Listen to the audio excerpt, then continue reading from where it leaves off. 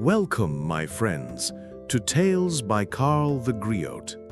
Here, under the flame of story, the past still speaks.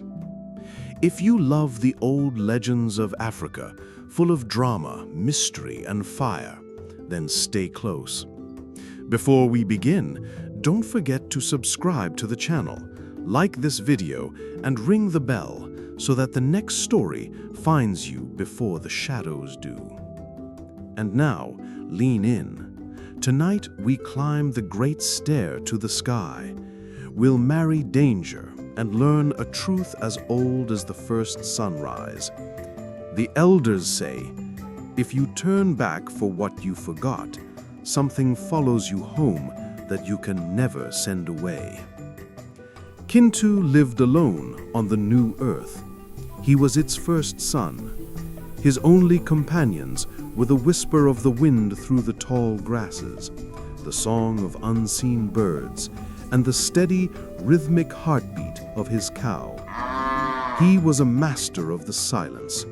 It was a language he understood, and it taught him patience. One dawn, the clouds opened, and Nambi, daughter of Gugulu, the Sky Lord, stepped down to taste Earth's milk. She laughed at the flavor and stayed to hear Kintu's stories. She returned the next day, and soon the quiet around Kintu had a second heartbeat. Nambi marveled at the new world. "This air," she said, "it's heavy and smells of life." Kintu, a quiet smile on his face, offered her a bowl. "Would you like to taste the earth's milk?" She drank, and her eyes widened. "It is nothing like the nectar of the sky," she said. "It is rich. It has a story." As sunset neared, she promised, "I'll come again, tomorrow, with the sun." In the sky, her brother, Walumbe, tall, thin, with eyes like deep wells, watched. He did not love the color in Nambi's cheeks. He went to his father. "Father," he said, "the mortal has charmed her. Earth is a thief.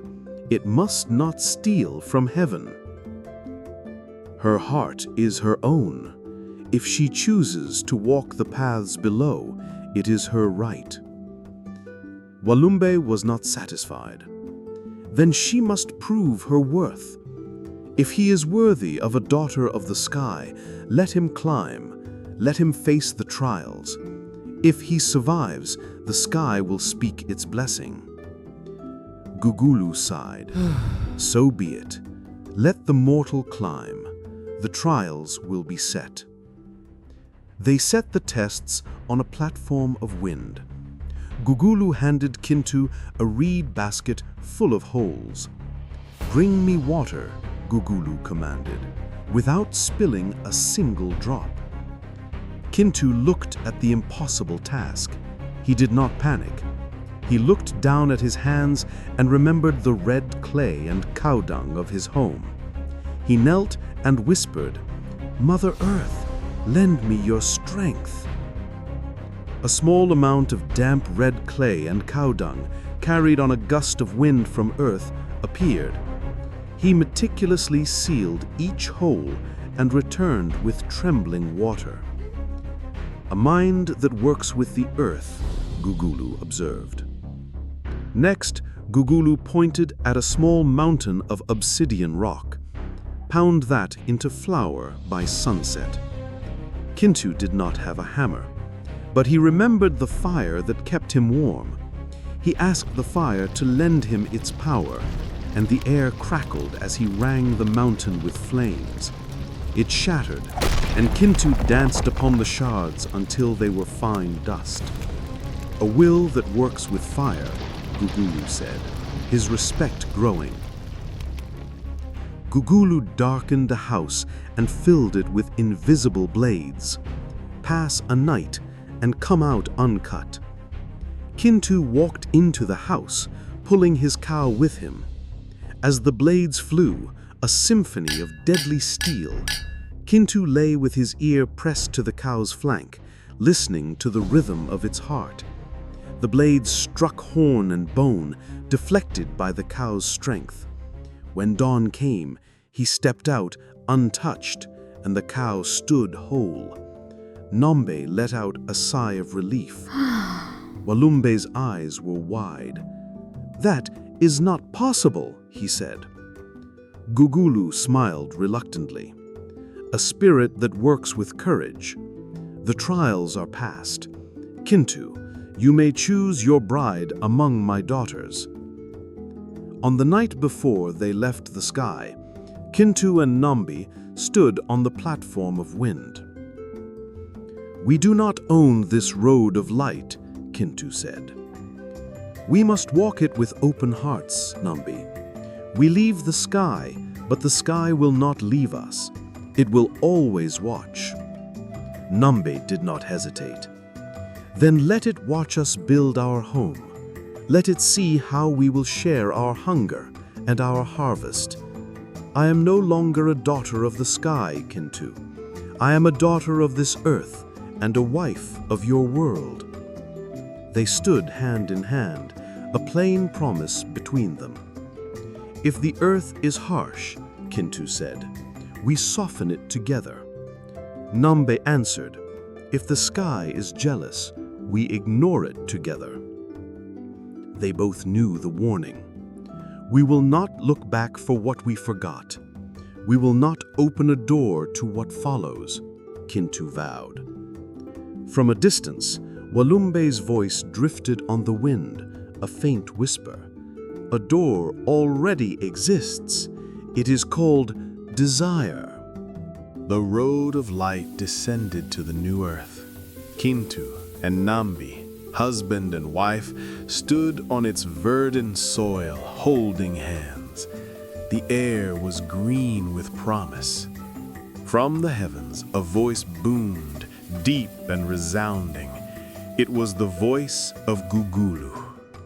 "Kintu, you have shown yourself worthy of a daughter of the sky. For your courage, you have earned more than a wife. You have earned a people." A faint light descended from the heavens, scattering across the land like shimmering dust. As it touched the soil, it coalesced into forms. They were people, old men and women, young boys and girls, appearing silently, as if they had always been there. They walked toward the village Kintu and Nambi were beginning to build, their faces filled with wonder. Kintu was the first son, and now he was a king among his people. He and Nambi watched their small family grow, their little circle expanding into a community. They were surrounded by new voices, new hands, and the sound of life being lived, a sound Walumbe, waiting in the sky, was listening to very closely. The new earth received them, soil warm, air green with promise. They planted, built, and joy came in bright handfuls. Only a small hunger scratched at the door. The chicken they carried from the sky clucked weakly. The millet for its feed had been left above. Nambi said she would run and return before the sun leaned. Kintu reminded her the warning was clear. The journey down was a path with one direction. We cannot return. But Nambi felt a duty to the smallest things. A house that forgets small duties will fail the large ones, she insisted. It is just for millet, Kintu. What could possibly follow? She ran. On the sky's threshold stood Walumbe, not surprised. "Sister," he greeted her, his voice chillingly calm. "Came for millet? I will escort you. I miss the smell of earth. It reminds me of things that grow only to be reaped." He followed her down. He did not hurry. Death never does.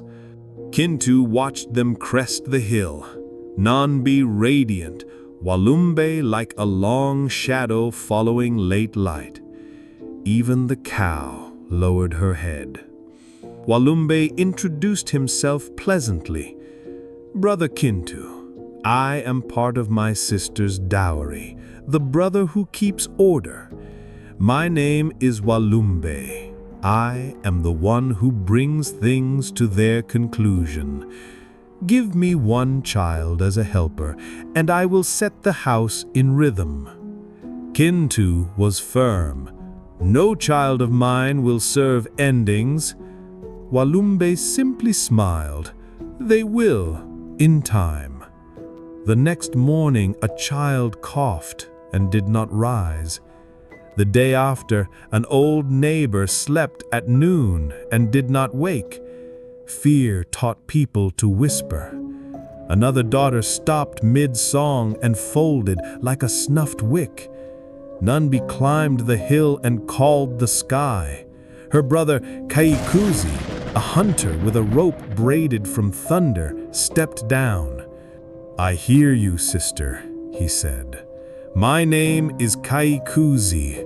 I am the hunter of the heavens, the brother who braids thunder. Keep every child indoors. Not one must answer when he calls. I will bind Walumbe and carry him back." Doors shut. The village held its breath. Kaikuzi moved like a hunter. He found Walumbe under a fig tree, whistling a tune only graves know. "Brother, come home," Kaikuzi said. Walumbe's voice was a soft song. "Home is where they stop refusing me." Kaikuzi struck. The rope flashed, but Walumbe slid into the ground like a fish. 3 days the land buckled with their struggle.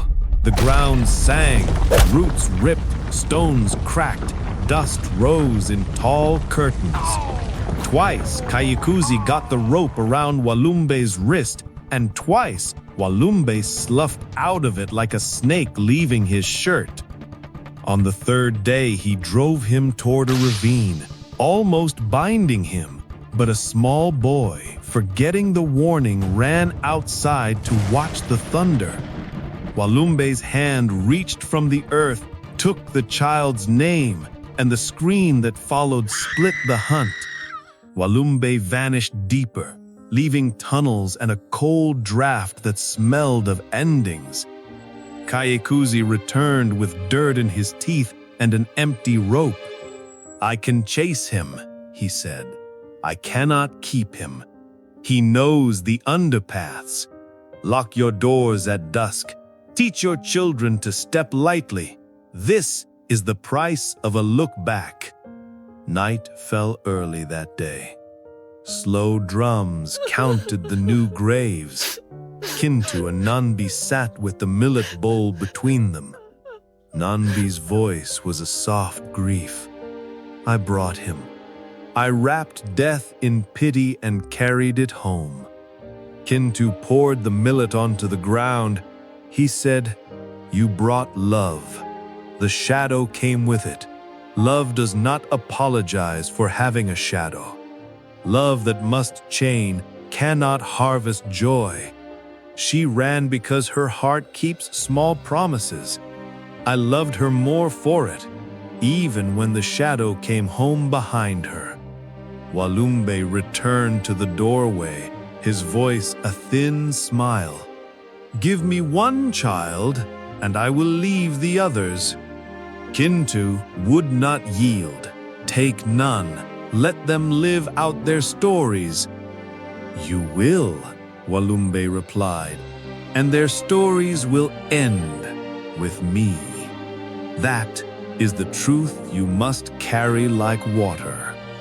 Walumbe rose tall against the moon. Kaikuzi's rope sang through the dark and mist. Kintu's staff struck shadow and passed through air. Walumbe laughed softly. Nambi stepped between them. "Brother, listen," she pleaded. "In the sky we hid you behind laws. On earth we tried to starve you, but you are woven into the world. Promise this. Do not take without signs. Let people feel the tug and speak farewell. Walumbe considered the plea. I will send signs, the dimming eye, the slowing hand, the weakening knee. Learn them, and when I come without signs, know it is mercy. Before he sunk away, he gave one more law. I will sit at every feast where lantern light does not reach. Leave a space for the absent and keep your gourd of names full. When you forget, I come quickly. He looked once at Nambi, once at Kintu, and was gone, neither defeated nor triumphant, simply inevitable. When people asked Nambi why she had bargained with Walumbe instead of begging the sky to rewind, she treated the question as if it were a bird that might spook. We do not live in the sky. Here, we do not erase. We remember. We make room. Every birth unrolls a shadow.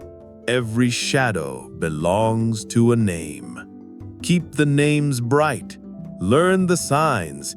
And if ever you turn back for what you forgot, ask what might follow you through the door. And so, my friends, you have walked with Kintu, with Nambi, with Kaikuzi, and with the brother named Death. This is how the Baganda people say death entered the world, through a door opened by love, pity, and a single look back. If this tale lit a torch in your chest, carry it forward. Share it with a friend and let the story travel further than Walumbe's shadow. Remember to subscribe to Tales by Carl the Griot, to like this video, and to leave a comment below with your thoughts. For every name remembered is a light against the dark. Until the next fire, my friends, keep the names bright.